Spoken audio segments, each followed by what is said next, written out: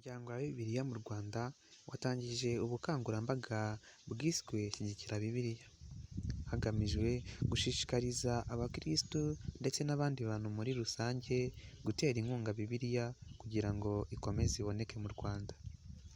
Mu muhango wo gutangiza ku mugaragaro ubu bukangurambaga, Reverend Kandemajuri, umuvugizi wungirije w'itorero EPR mu Rwanda, akaba n'umuyobozi w'umuryango wa Bibiliya mu Rwanda, yatangiye asobanura byinshi byerekeye umuryango wa Bibiliya mu Rwanda ndetse n'imbogamizi ahanini ziri gutuma Bibiliya zigenda zikendera. Batangiye imirimo yayo muri 1977, ariko mu by'ukuri uwo muryango wemezwa mu 1982. Umuryango wa Bibiliya mu Rwanda rero uri mu rugaga rw'indi miryango ya Bibiliya ku isi izwi nka United Bible Societies, nk'uko twakomeje kubivugaho, duturanye n'ibindi byo hirya ku isi baba bafite umuryango wa Bibiliya. Muri 2000 nibwo winjiye muri urwo rugaga rw'imiryango ya Bibiliya ku isi yose. Urumva urugaga runini cyane kandi rukomeye. By'ukuri rero hano mu Rwanda tukaba dufite intumbero cyangwa vision yo kugira ngo nk'uko twakomeje tubivuga, Bibiliya cyangwa ijambo ry'Imana rigere ku bantu benshi kandi rihindure ubuzima bw'abarisoma. Niyo ntumbero yonyine nyamukuru, niyo ntego twihaye. Mission yacu rero ikaba ari kugeza Bibiliya ku muntu wese mu rurimi yumva. Niba wumva Igifaransa turi kugezaho mu Gifaransa, niba wumva Ikinyarwanda turi kugezaho mu Kinyarwanda, niba uri umujene umusore cyangwa inkumi, hari Bibiliya isobanukiwe ikoreshwa n'urubyiruko bikemera, abana bato bakabasha kubona Bibiliya y'abana. Nuko nguko rero mission yacu imeze, ndetse n'abafite ubumuga nabo bafite bwo kutumva no kutabona babasha nabo kubona ijambo ry'Imana ribagezwaho muri ubwo buryo bakoresha kugira ngo bumve. Nibyo rero mu by'ukuri dukora, ariko turi hano mu by'ukuri nk'umuryango wa Bibiliya mu Rwanda kugira ngo dusubize ikibazo twakomeje tuvugaho cyo kubura kwa Bibiliya. Abateraga inkunga Bibiliya umubare wabo ugenda ugabanuka.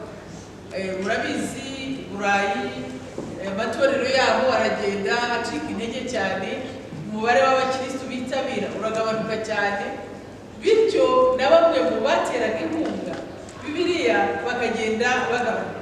Icyo ubwacyo ni ikibazo gihari, kandi nyamara twebwe itorero ryo muri Afurika riri kuzamuka. Abayobozi b'amatorero wenda nuko tutari kumwe nabo hano benshi bababwiye ko na nyuma ya COVID umubare w'abakristo wariyongereye. Twirirwa tubasiza turakira abakristo bashya kurenza mbere. Ni ukuvuga ngo mu by'ukuri ni muri Afurika hose n'uko bimeze. Urajyaga nawe ugasanga umubare w'abakristo urazamuka. Iyo habaye ibibazo nk'ibi by'intambara biyongera ku bwinshi kugira ngo begeranye imbaraga zo gusengera ibibazo. Muri Afurika itorero ryacu rirazamuka, mu gihe itorero ry'ibihugu by'i Burayi bizabanje kuzana ivugabutumwa muri Afurika byo umubare uri kugabanuka. Viateur Rugwiza nawe ni umunyamabanga mukuru w'umuryango wa Bibiliya mu Rwanda, yatangiye avuga ko Bibiliya kuri ubu ku Banyafurika yabaye ibikenerwa by'ibanze, nk'uko umuntu akenera amazi yo kunywa ndetse n'ibindi bimufasha kubaho umunsi ku munsi. Ikibazo cyumvikanye, Bibiliya mu rwego rw'ibyo twakwita ibikenerwa by'ibanze mu buzima, twita basic need. Urebye domande dufite, uko abantu bayikunda, uko bayitangira, uko bayikenera, uko bayikoresha, uko imibare igenda izamuka bayikenera, iri ku rwego rw'uko umuntu akenera amazi yo kunywa n'imyenda yo kwambara. Ibyo kuri by'ibanze by'ubuzima nayo imaze kugeraho. Ntabwo dutekereza ni gute twasubiza ikibazo cy'ubushobozi budahari kuri benshi. Dutekereza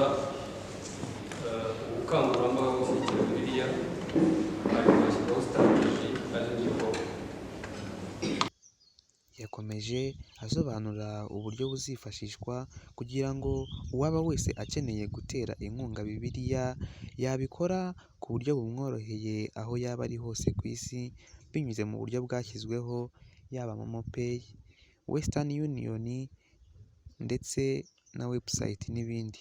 Bivuga ngo inshuti bavandimwe bakunzwe ijambo ry'Imana, umuntu akavuga izina rye n'umurimo akora. Bibiliya ni ijambo ry'Imana kandi ritanga ubugingo bwa benshi. Muri iki gihe isi yugarijwe n'intambara, ibyorezo n'ibiza n'ibindi, ingaruka zabyo zagize no kuboneka kwa Bibiliya, akaba ari mu gihe nawe dukenewemo kugira ngo dutere inkunga ikomeze kuboneka mu Rwanda. Abakristo data n'abashishikariza gutera inkunga Bibiliya ubushobozi bwa buri wese uko bwaba bungana kose kugira ngo ikomeze kuboneka mu Rwanda. Agasoza avuga ati mwitunge mu isomo mwitera inkunga. Yasoje agira ati ubu bukangurambaga nta muntu n'umwe buheje, uwaba wese yumva yashyigikira Bibiliya ashobora kubikorana umutima ufasha. Ati ariko nta muntu watera inkunga hari icyo agamije guhindura, urugero nk'ibyateye by'abatinganyi, bityo we agashaka ko hari ibyahindurwa ngo bishyirwemo nk'uko we abyifuza. Reverand Kandema nawe yongeyeho agira ati Bibiliya dushaka ni Bibiliya zikozwe mu bitabo, kuko hari na Bibiliya zikozwe mu buryo bwa software zigendanwa muri telefone, ariko hari n'umuturage wo hasi utabasha kubona iyo telefone cyangwa se abari mu magororero ndetse n'ahandi hatakorohera umuntu gukoresha iyo telefone mu gihe akeneye gusoma ijambo ry'Imana. Ubu bukangurambaga buzamara igihe kigera ku mezi 3 butambutswa mu baturage bose bo mu gihugu ndetse no hanze yacyo binyuze mu buryo butandukanye.